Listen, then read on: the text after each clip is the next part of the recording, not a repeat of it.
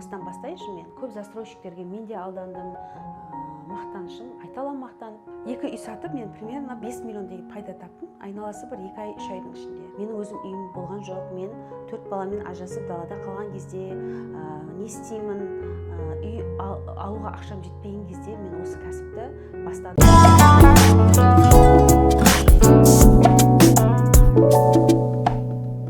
Қайырлы күн достар.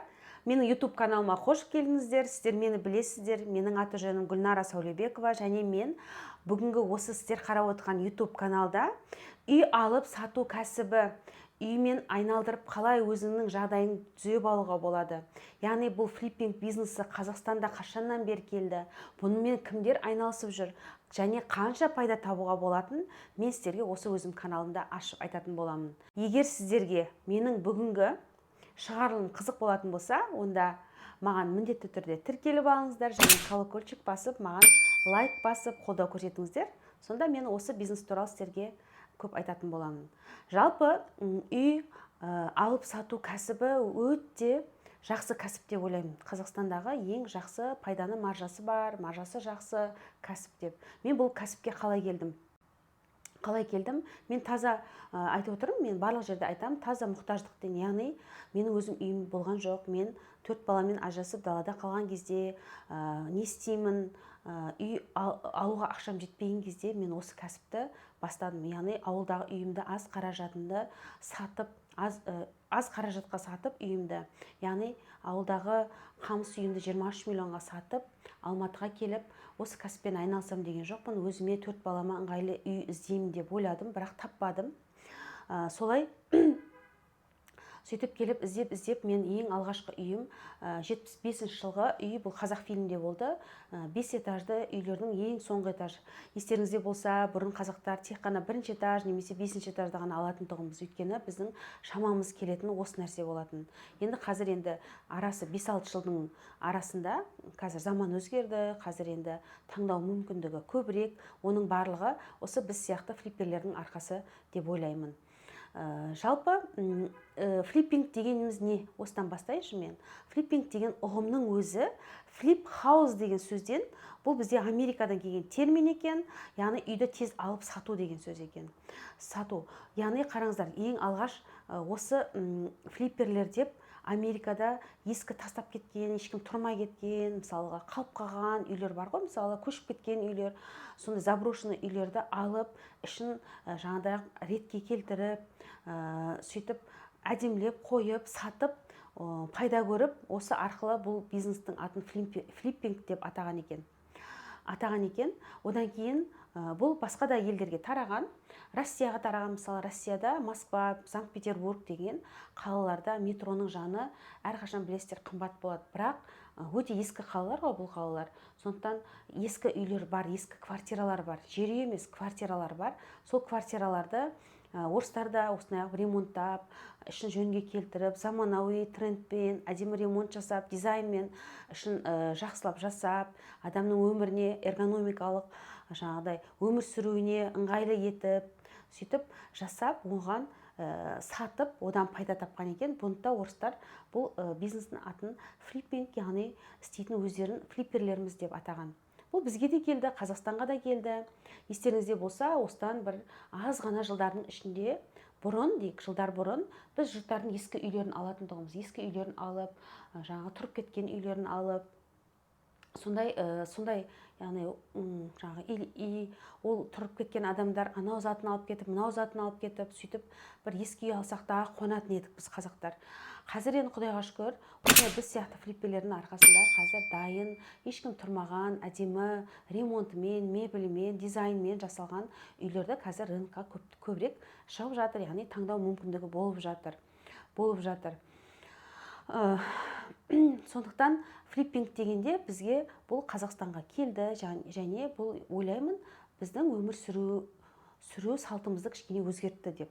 Сондықтан бұл флиппинг саласы бізге де келді, қажет болды бұл Қазақстанға. Яғни біз де жақсы үйлерді алуға, қолжетімді бағамен алуға, сондай біздің де мүмкіндігіміз пайда бола бастады. Енді өзіме келетін болсам, мен өзім бастаған кезде айттым, жаңа таза мұқтаждықпен бастадым. Сөйтіп ең алғашқы жаңағы үйімді Қазақфильмнен алдым. Қолымда 24 миллион болған. Сол 24 миллион ақшаға енді 4 баламен жүрмін, Алматыдан үй таппай жүрмін. Сөйтіп ең алғаш үйімді Қазақфильмде 5-ші этаждан алдым. Төбесінен су ағып тұрған, өте ескі үй болатын. Ол жерде бір орыс кісі қайтыс болған.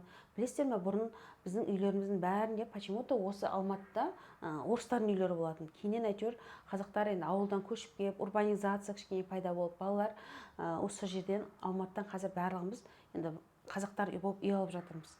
Сонда біз енді мен де солардың бірі болып ауылдан көшіп келіп үй алдым. Алған үйім өте нашар, состояниесі өте нашар болатын.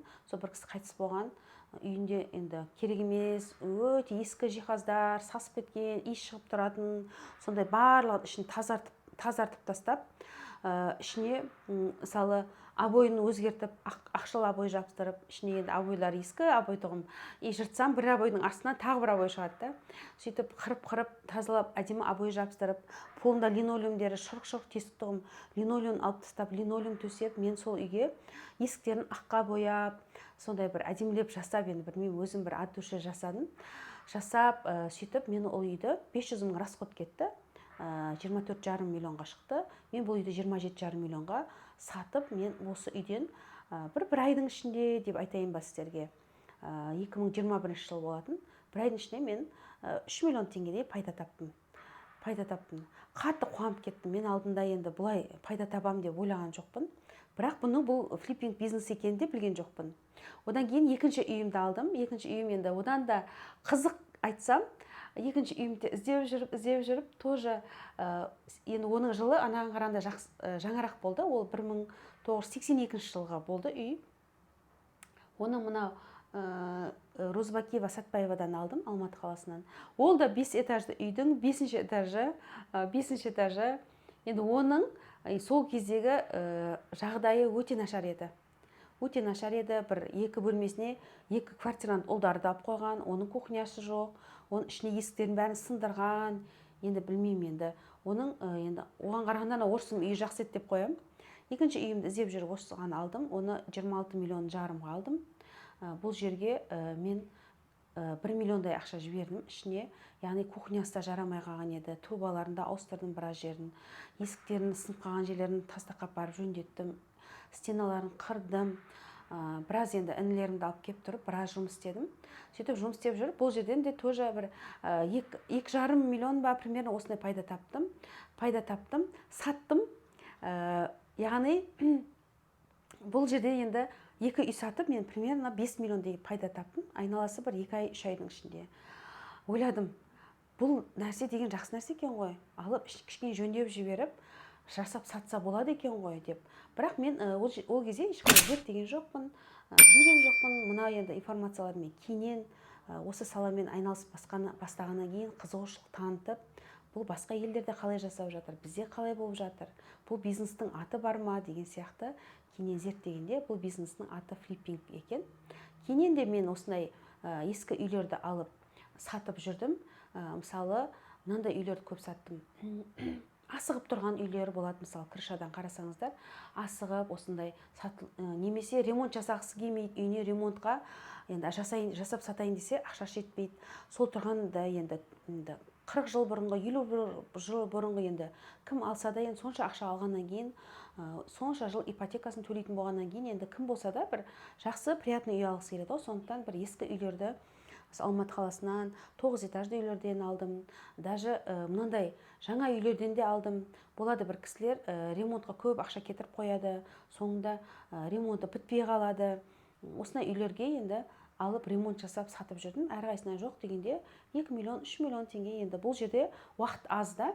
Ол жерге көп уақытын кетірмейсің. Әр кетсе 1 апта, 2 апта уақыт кетіресің ішіне. Енді ондай үйлерді алған кезде де қарайсың. Бұл жерде де мысалы полын ауыстыратын болсақ, есігін ауыстыратын болсақ, мысалға деймін да, осындай қиын нәрселерді ауыстыратын болсақ, сантехникасын ауыстыратын болсақ, онда уақыт көбірек кетіп қалады, расход. Сондықтан егер дұрыс мысалы тек қана жаңағы homestaging ғана жасауға болатын, немесе там потологын ба, бір қабырғаларын ба өзгертіп жібере алатын бір жеңіл жұмыстары болатын болса, онда 1 апталық әрі кетсе жұмыстары болатын болса, осындай жұмыстармен айналысуға болады. әр үйден мен жоқ дегенде кем дегенде енді 1 миллион деген аз болады, енді айтсам өтірік айтып қоймайын, кем дегенде 2 миллионнан пайда көрдім. Бұл енді аз уақыттың ішінде табуға болатын бұл флиппингтің бір саласы. Қазірде мен көп адамдарды көремін, осы тек қана ескі үйлермен ғана айналысып жүрген флипперлерді көремін. Онда оларға да бұл тиімді деп ойлаймын. Яғни флиппинг дегеніміз енді біздікіндей тез, енді қазір мен тек қана жаңа үйлерді ғана, черновой үйлерді ғана алып ремонттап жүрмін ғой. Ал мен осы енді бастаған кезде осындай ескі үйлерден де бастаған едім.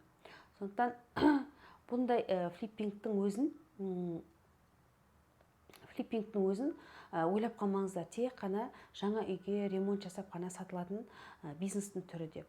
Бұны жаңа сіздердің айтып өткендей, жаңағыдай басқа орыстардан да, басқа елдерден де практикасына келгендей, бұл үйлерді алып ремонттап сатуға болады. Бірақ енді бұл жерде бір ескеретін бір жағдай бар. Көбінесе бізде Қазақстанда үйлерді біз ипотекаға аламыз. Ипотекаға алатын үйлерімізді банкке залогқа қоятын кезде, ол үйдің жылы маңызды. Яғни уже 70-ші жылғы, 80-ші жылғы үйлер қазір өтпейді ипотекадан. Неге? Өйткені 40 жыл, 50 жыл бұрынғы үйлер уже өтпейді. Сондықтан адамдардың 80-90% ипотекаға алатын болғаннан кейін, біз одан да жаңа үйлерді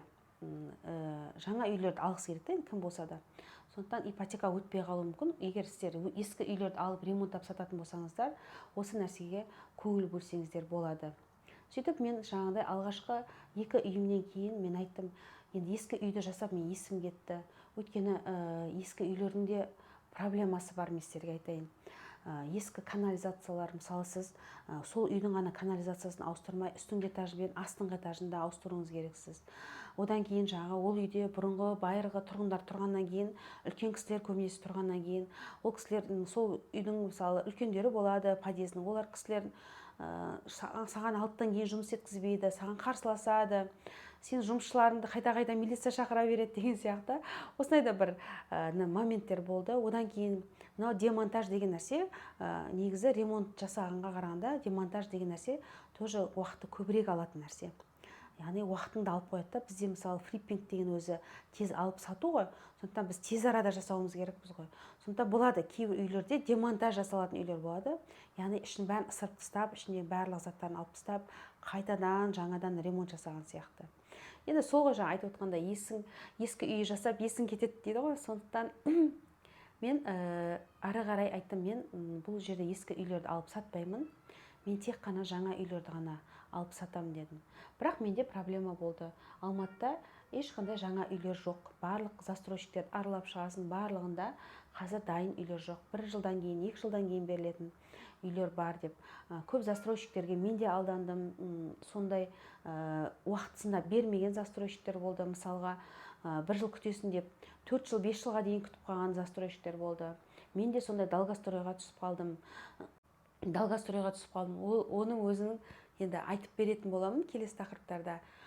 Бүгін біздің тақырыбымыз жаңағы осындай ескі үйлерді алып сату флиппингі. Алматыда да енді көбінесе Алматы қаласы болсын, немесе менің студенттерім басқа қалалардан да келеді. Олар да айтады, бізде ескі үйлердің бағасы арзан деп. Ал жаңадан соғылып жатқан үйлер енді материалы бәрі арзан, қымбат қой. Сондықтан қымбат болып тұр деп. Сол кісілерде мысалы басқа қалалар дейік, Тараз дейік, Шымкент дейік, мысалға Қызылорда деген қалалар, Ақтау, Атырау деген қалалардан студенттерім келеді. Олар да осындай флиппингпен айналысып жүр. Тек қана жаңа үй емес, сондай-ақ адам тұрып кеткен үйлерді алып, кішкене ретке келтіріп, әдемілеп сатып, одан да пайда тауып жатыр. Бұл бұл вторичный флиппинг деп айтамын мен. Екінші реттік флиппинг. Бұл неге бізге пайдалы? Бұл аз уақыттың ішінде. Яғни сіздерде мысалы ремонт жасап, бір үйге черновой ремонт жасап, оны бітіргенше 1 ай кетіп қалуы мүмкін. Ал мұнда әрі кетсе бір 3-4 күннің ішінде, 1 аптаның ішінде, көресіздер ішіндегі қиыншылығына қарай тез арада алып, тез арада сатып жүру мүмкіндігі бар. Сондықтан бұл жағында мен жақсы көремін. Бұл менің басымнан өткен тәжірибем. Қазірде мен көптеген үйлерді осылай жасаймын әлі де. Сондықтан егер осы саламен айналысқыларыңыз келетін болса, осы флиппинг саласы қызық болатын болса, онда лайк басыңыздар, комментарий жазыңыздар. Және менің келесі шығарылымдарымды күтіп жүріңіздер. Мен келесі шығарылымдарда келесі тақырыптарда қозғайтын боламын, өте маңызды тақырыптарды. Егер сіз де осы кәсіппен айналысып, үй алып сатып, жағдайыңызды жақсартып алғыңыз келсе, мысалға сіз бүйтейік, былай айтайық, сіз бір бөлмелі үйде тұрып жатсыз, отбасыңызбен. Сіз 2 бөлме немесе 3 бөлмелі үйге мысалы жылдар бойы жинауыңыз мүмкін ақшаны. Ал мына флиппинг саласында сіз оңай жолымен өзіңіздің бір бөлмелі пәтеріңізді 2-3 бөлмелі пәтерге ауыстырып алуыңызға болады.